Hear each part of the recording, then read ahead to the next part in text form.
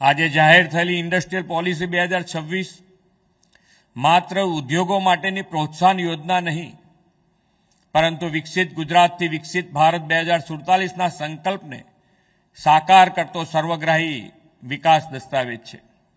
શ્રી મોદી સાહેબે હંમેશથી વિકાસમાં ટેકનોલોજીના વિનિયોગ પર ભાર મૂક્યો છે.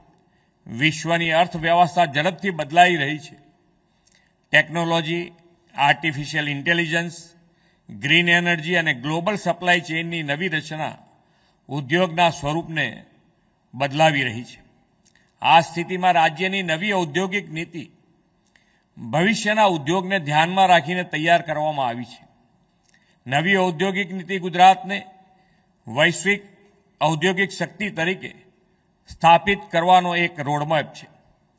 આ નીતિ અંતર્ગત green hydrogen, green ammonia, battery storage, electrolyser, electric mobility, aerospace, space manufacturing, semiconductor support unit, nuclear power equipment, robotics, drone, sports goods, toys અને ફૂટવેર જેવા ફ્યુચરિસ્ટિક સેક્ટર્સને વિશેષ પ્રોત્સાહન આપવામાં આવ્યું છે.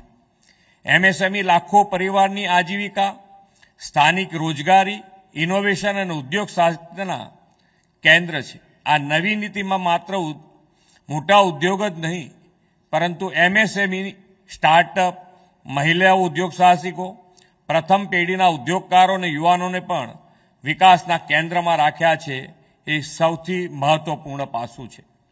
સ્ટાર્ટઅપ્સને સસ્ટેનેબલ એલાઉન્સ, સીડ સપોર્ટ, વ્યાજ સહાય, મહિલા કો ફાઉન્ડર ધરાવતા સ્ટાર્ટઅપ માટે વિશેષ સહાય જેવા વધારાના પ્રોત્સાહનો પણ આપવામાં આવ્યા છે. મહિલા ઉદ્યોગ સાહસિકોને વધારાના વ્યાજ સહાય, ભાડા સહાય, કુશળતા વિકાસ કાર્યક્રમો અને મહિલા સ્ટાર્ટઅપ માટે વિશેષ પ્રોત્સાહનો આપવામાં આવ્યા છે.